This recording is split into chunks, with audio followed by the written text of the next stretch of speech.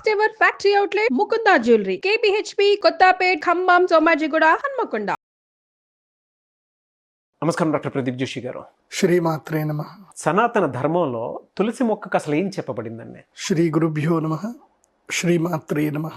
మనం అందరం కూడా ఒక నాగరికులము, ఒక కుటుంబ జీవితంలో బతుకున్నటువంటి మనందరం కూడా ఒక భయంతో బతుకుతున్నటువంటి వాళ్ళు. అంటే ప్రాణ భయం కావచ్చు, లేదంటే రోగ భయం కావచ్చు, ఏదైనా ఒక భయంతో మనం బతికేవాళ్ళు. సో ఇలాంటి సమాజంలో మనల్ని మనం రెగ్యులర్గా ప్రొటెక్ట్ చేసుకోవాలి అని అంటే మనకు కొన్ని ఇంట్లో ఉండవలసిన ప్రధానమైన కొన్ని వస్తువులు, కొన్ని పదార్థాలు, కొన్ని చెట్లు, అట్లాగే కొన్ని జీవాలు ఇవి మన ఇంట్లో ఉండాలి. అందులోపల చెట్లు ఉండవలసిన మొక్కలలో ఏంటంటే ప్రధానమైనటువంటి మొక్క ఏమిటంటే కనుక తులసి చెట్టు. ఇది చాలామందికి తెలిసిన విషయమే, జనరల్గా తెలిసిన విషయమే. ప్రతి ఒక్కరి ఇంట్లో తులసి చెట్టు ఉంటుంది. ఏదో ఒక మూలకు తులసి చెట్టు పెడతారు. రోజు పొద్దున్నే లేచి తులసి చెట్టులో నీళ్లు పోస్తారు. ఆ తర్వాత దీపం పెడతారు, దండం పెట్టుకొని వచ్చేస్తారు. కొంతమంది బాగా తెలిసిన వాళ్ళు అయితే ఏం చేస్తారంటే తులసి ఆకులు కొంచెం ఒకటి తెంపుకొని నోట్లో వేసుకుంటారు. ఆ క్షణంకి అది నమలేస్తారు, హాయిగా ఆనందంగా ఉంటారు. ఇది జనరల్గా చాలామంది తెలిసింది. కాకపోతే తులసి చెట్టు యొక్క గొప్పతనము ఇంకా చాలామందికి తెలియదు. సింపుల్ చెప్పాలంటే సూర్యుడి యొక్క గొప్పతనం అందరికి తెలియదు, కానీ సూర్యుడి యొక్క వెలుగు వల్ల మనం అందరం ఆరోగ్యంగా ఉన్నాం. మనకి దాని గొప్పతనం పెద్ద తెలియాల్సిన అవసరం లేదు, కానీ మనం ఆరోగ్యంగా ఉన్నాం. కానీ దాన్ని సద్వినియోగం చేసుకునేటువంటి వాడు ఏం చేస్తున్నాడంటే, ఇప్పుడు ఉదాహరణకి సూర్యుడి నుంచి ఎండ వస్తుంది, ఆ వెలుగుని సోలార్ పవర్ కింద కన్వర్ట్ చేసుకొని కొంతమంది సంపాదించుకుంటున్నారు. కొంతమంది సూర్యుడు వెలుగులో వచ్చేసి కూర్చొని ఆరోగ్యాన్ని కావాలని సంపాదించుకుంటున్నారు ఒక పర్టికులర్ టైంలో. కొంతమంది సూర్యుడికి చక్కగా ధ్యానం చేసుకొని వాళ్ళు సంపాదించుకుంటున్నారు. అట్లాగే తులసి చెట్టు వల్ల కూడా చాలా లాభాలు ఉన్నాయి. ఏంటి సార్ బెనిఫిట్స్ అవి? ఇప్పుడు వాస్తవం ఏంటంటే తులసి చెట్టు దీనికి ఒక అమోఘమైన శక్తి ఉంది. తులసి శ్రీ సఖి శుభే పాపహారిణి పుణ్యదే నమస్తే నారదనుతే నారాయణి నమోస్తుతే. ఈ శ్లోకాన్ని అందరూ గుర్తుపెట్టుకోండి. తులసి శ్రీ సఖి శుభే అని అంటారు. శ్రీ సఖి శుభే అని అంటారు. శ్రీ అంటే ఏంటి? లక్ష్మీదేవి. లక్ష్మీదేవికి సఖి అంటే మిత్రురాలు. శుభే అంటే శుభములను కలిగించేటువంటిది అని అర్థం. ఎప్పుడైనా మనము బయట ప్రయాణం చేసేటప్పుడు తులసి చెట్టుకి ప్రదక్షిణ చేసి బయటకు ప్రదక్షిణకు వెళ్ళారే అనుకోండి, తప్పకుండా మీకు ఎలాంటి అనర్థము జరగదు. మీరు వెళుతున్న పని గ్యారంటీగా సక్సెస్ఫుల్గా కంప్లీట్ అవుతుంది. కాని పనులు కూడా 100% జరుగుతాయి. ఇది తులసి చెట్టుకి ప్రదక్షిణ చేసి వెళ్తే. అందుకోసము ఒకప్పటి కాలంలో ఇప్పుడు ఇండిపెండెంట్ హౌసెస్ చూస్తాం, పాత ఇండిపెండెంట్ హౌసెస్. ఇంట్లో ఏం చేస్తారు అంటే బ్రహ్మస్థానంలో తులసి చెట్టును పెడతారు. ఇంటికి మధ్యలో వెలుగు వచ్చేటట్టుగా పెడతారు, ఇంటి మధ్యలో ఖాళీ ఉంచుతారు. ఆ ప్లేస్లో తులసి చెట్టు ఇది పెడతారు, బృందావనం పెడతారు, తులసి బృందావనం పెడతారు. తర్వాత ఇంట్లో ఉండేటువంటి వర్షంలో పడే నీళ్ళన్నీ కూడా ఇంటి మధ్య లోపలికి బ్రహ్మస్థానం లోపలికి రావాలని పెడతారు. వాస్తు ప్రకారము బ్రహ్మస్థానం లోపల తులసి చెట్టు ఉండాలి, లేదంటే ఇంద్రస్థానంలో ఉండాలి. అంటే తూర్పు వైపున ఇంద్రస్థానంలో ఉండాలి. ఏ స్థానంలో అయినా సరే ఇంటికి ఎదురుగ్గా తులసి చెట్టు యొక్క బృందావనం ఉండాలి ఎగ్జాక్ట్గా. అంటే మెయిన్ గుమ్మానికి ముందు వైపుకి తులసి చెట్టు ఉండాలి. అలా ఉన్నట్లయితే గనక ఆ ఇంటి లోపలికి దుష్టశక్తులు రావాలన్నా సరే భయపడతాయట. తులసి చెట్టుకు అంత శక్తి ఉంటుంది. ఎందుకోసమంటే మీరు ఒకటి సంబంధించిన ఆరా మిషన్స్ అని దొరుకుతున్నాయి ఈ మధ్య. ఆరా మిషన్స్ పెట్టి దగ్గర మీరు ఉండండి, తులసి చెట్టు చుట్టూ ప్రదక్షిణ చేయండి. తులసి చెట్టు చుట్టూ ప్రదక్షిణ చేశాక ఆరా మిషన్ చెక్ చేసుకోండి. ప్రదక్షిణ చెయ్యక మునుపు ఆరా చెక్ చేసుకోండి. మీ ఆరా ఆటోమేటిక్గా ప్యూర్ అయిపోతుంది.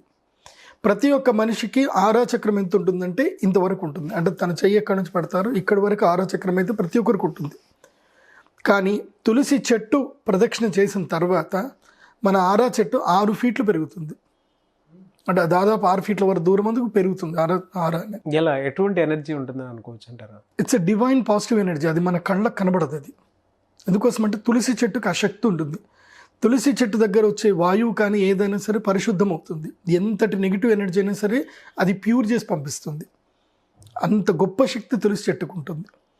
ఇంకో విషయం తెలుసా, ఈ తులసి చెట్టు యొక్క మృత్తికని ఇప్పటికీ కూడా శ్రీమన్ మధ్వాచార్యుల వారి సాంప్రదాయం పాటిస్తున్నటువంటి ఉత్తరాది మఠం వాళ్ళు, కృష్ణ మఠంలోకి సంబంధించిన వాళ్ళందరూ కూడా తప్పకుండా ఉదయం లేవగానే ఏం చేస్తారంటే తులసి మృత్తికను తీసుకొని ఇక్కడ పెట్టుకుంటారు, నామంలాగా పెట్టుకుంటారు.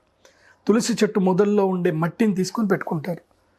ఆ పెట్టుకోవడం వల్ల లాభం ఏంటిదంటే యమధర్మరాజు కూడా ఎదురుగా వచ్చినా సరే ప్రాణం తీయడానికి జంకుతాడట తులసి మృత్తిక ఉంటే కనుక. ఇప్పటికి కూడా మధ్వ సాంప్రదాయం వాళ్ళు ఎందుకు ధరిస్తారు అంటే ఎంతటి నెగిటివ్ అయినా సరే యమదూతలైనా సరే రాగానే తులసి మృత్తిక ఎవరికైతే నుదుటి మీద ఉంటుందో వాళ్ళని ముట్టరట, అంత శక్తి ఉంటుందట. ఎందుకు తులసి చెట్టుకి ఎంత శక్తి అని అంటే తులసి చెట్టును కూడా కృష్ణ అని కూడా పిలుస్తారు. కృష్ణ అంటారు. కృష్ణ అంటే అర్థం ఏంటిది? నలుపు అని అర్థం. కృష్ణ అంటే అర్థం ఏంటంటే శూన్యం అని అర్థం. కృష్ణ అంటే కృష్ణ బిలము, మనకు తెలుసు కదా కృష్ణ బిలం అనేది. సో కృష్ణ బిలము ఉంటుంది, డార్క్ స్పాట్. ఆ కృష్ణ బిలములో ఏదైనా ఒక వస్తువు పడిపోతే అది కాలానికి అతీతంగా వెళ్ళిపోతుంది. ఆ కృష్ణ బిలము నుంచి వచ్చినటువంటి అద్భుతమైన కృష్ణాశక్తియే ఈ యొక్క తులసి చెట్టు. తులసి చెట్టుని మించిన మహా ఔషధమైన వృక్షం ప్రపంచంలో ఏది లేదు. 1 planet it's give more than 1000 remedies అనమాట. 1000కి మించినటువంటి రోగాల్ని నాశనం చేస్తుంది తులసి చెట్టు. అందుకే ఇప్పటికి కూడా ఎవరైనా చనిపోయేటప్పుడు తులసి నీళ్ళు పోయండి అని అంటారు. ఎందుకంటారు తులసి నీళ్ళు పోయడం అని? తులసి నీళ్ళు పోస్తే ఏమైపోతుంది? బతికిపోతాడా? తులసి నీళ్లు పోయడం వల్ల ఏంటంటే సోల్ ప్యూర్ అయిపోతుంది. ఇంకా సోల్ని రికగ్నైజ్ చేయడం ఏంటంటే ప్యూర్ సోల్గా రికగ్నైజ్ చేస్తారు. అంటే ఆ ప్రాణం పోయేటప్పుడు కూడా తులసి నీళ్లు కనుక నోట్లో పడితే ఎట్టి పరిస్థితుల్లో వాళ్ళకి వైకుంఠ ప్రాప్తి కలుగుతుంది అనేది మనకి భాగవతంలో కూడా చెప్పారు. అంటే తులసి చెట్టుకి ఒక్క శక్తి కాదు, ప్రాణము నిలబెడుతుంది, పోయే ప్రాణాన్ని కూడా వైకుంఠానికి పంపిస్తుంది. అంటే ఇహలోకము పరలోకం రెండిటికి తులసి చెట్టు గొప్ప.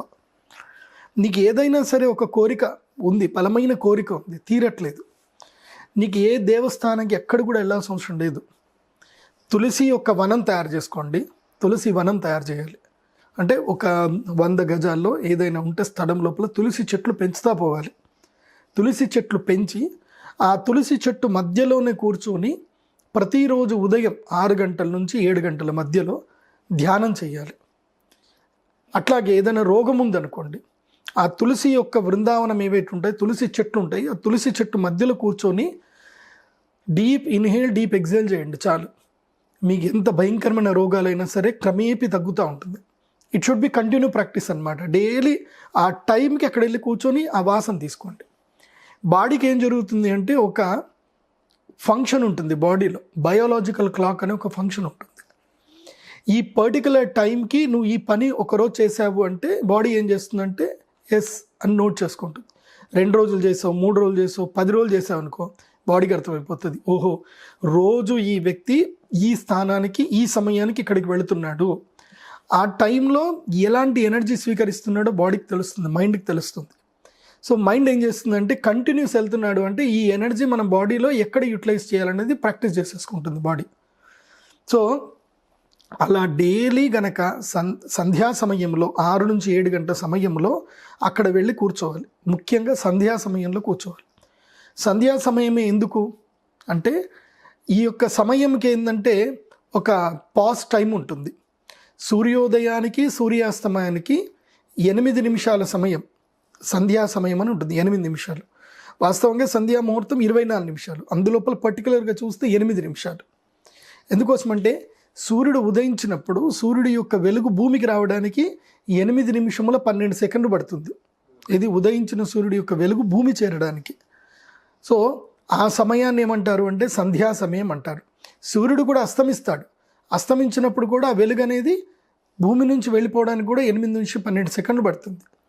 ఈ సంధ్యా సమయం ఏదైతే ఉందో ఈ టైంలో ఏం చేస్తారు అంటే దేవతలు ఈ యొక్క ఎర్త్ని ప్రొటెక్ట్ చేస్తారు. ఎందుకోసమంటే సూర్యుడు పోయేటప్పుడైనా సూర్యుడు వచ్చేటప్పుడైనా మధ్యకాలంలో సంధ్యాకాలం ఏముంటుందంటే దీన్ని అసుర సంధ్య వేళ అంటారు. అందుకే బ్రాహ్మణులందరూ కూడా సంధ్యావందనం చేయాలి, సంధ్యాకాలంలో సూర్యుడికి అర్ఘ్యం వదలాలి అని అంటారు. సూర్యుడికి అర్ఘ్యం వదిలి ఏం చేయాలి? నెక్స్ట్ ఇమ్మీడియట్లీ మేము తులసి పూజనే చేయాల్సింది. ఎందుకోసమంటే మేము అర్ఘ్య పూజ అంతా అయిన తర్వాత ఆ అర్ఘ్యం నీళ్ళన్నీ కూడా తీసుకొని వెళ్ళి ఏం చేస్తామంటే సూర్యుడికే వేస్తాం. మేము సూర్యుడి కోసం అని చెప్పి తులసి యొక్క బృందావనంలోనే వేస్తాం. అంటే తులసికి అంత గొప్ప శక్తి ఉంటుంది. తులసి బృందావనంలో అర్ఘ్య తర్పణం వేస్తే ఆ తులసి చెట్టే మనందరినీ కాపాడుతుంది. కాబట్టి ప్రతిరోజు ఆరోగ్య సమస్య ఉంది, లంగ్స్ సమస్యలు ఉన్నాయి, ఎలాంటి ఆరోగ్య సమస్య అయినా పర్వాలేదు, ప్రాణాయామంతో ప్రతి ఒక్క ఆరోగ్య సమస్యకి ఫుల్ స్టాప్ చేయొచ్చు. దానికే సిద్ధ విద్య, సిద్ధ యోగము అని అంటారు. ఓకే. ఈ సిద్ధ యోగం ఎక్కడ సిద్ధిస్తుంది అని అంటే తులసి బృందావనం దగ్గర బాగా సిద్ధిస్తుంది. తులసి బృందావనం దగ్గర అంటే తులసి చెట్లు అన్ని చక్కగా పెంచుకోండి. లేదంటే ఇంటి పైన ఉంటుంది కదా, ఇంటి పైన ఏం చేయండి అంటే కుండీలు పెట్టుకొని అన్ని తులసి చెట్లు పెట్టుకోండి. ఆ తులసి చెట్టు మధ్యలో కూర్చోండి. ఎక్కడి నుంచైనా వీస్తున్న గాలి కాస్త ప్యూర్ అయిపోయి మీ ఆరాని ప్యూర్ చేస్తుంది, మీ ఇంటర్నల్ సోల్ని కూడా ప్యూర్ చేస్తుంది. తులసి చెట్టుకు అంత శక్తి. కాబట్టి అనారోగ్య సమస్యలు ఉన్నటువంటి వాళ్ళు, పాజిటివ్ ఎనర్జీ లేదనుకునేటువంటి వాళ్ళు అందరూ కూడా ఈవినింగ్ అవర్లో మార్నింగ్ 6 to 7, ఈవినింగ్ 6 to 7 తులసి చెట్టు దగ్గర కూర్చొని ధ్యానం చేసుకోవాలి. ఓకే. అది కాకుండా ఫైనాన్షియల్గా కూడా తులసి చెట్టు చాలా గొప్పది. అరోమా థెరపీకి కూడా మీరు గనక మీ పొలంలో తులసి చెట్టు కనుక వేసి ఆ తులసి చెట్టు యొక్క రసాన్ని తయారు చేసి కనుక మీరు దాన్ని సేల్ చేశారనుకోండి, దాంతో కూడా డబ్బులు కూడా వస్తాయి. ఇటు పుణ్యానికి పుణ్యము, ఇటు లాభానికి లాభం అన్నీ కలుగుతాయి తులసి చెట్టు వల్ల. ఓకే. ఏదైనా ఒక భూమి బీడు భూమి అయిందనుకోండి, ఆ బీడు భూమిని కూడా మంచి భూమి చేయడానికి తులసి చెట్టు ఉపయోగపడుతుంది. ఏదైనా బీడు భూమిలో ఒక 6 నెలల పాటు తులసి చెట్లు పెంచిన తర్వాత మీరు ఏ పంట అయినా పండించండి, అద్భుతంగా పండుతుంది. సో ఇన్ని అద్భుతమైన శక్తులు ఉన్నాయి తులసి చెట్టుకి. వెరీ గుడ్ నాలెడ్జ్ అండి. Thank you so much doctor Pradeep Joshi గారు.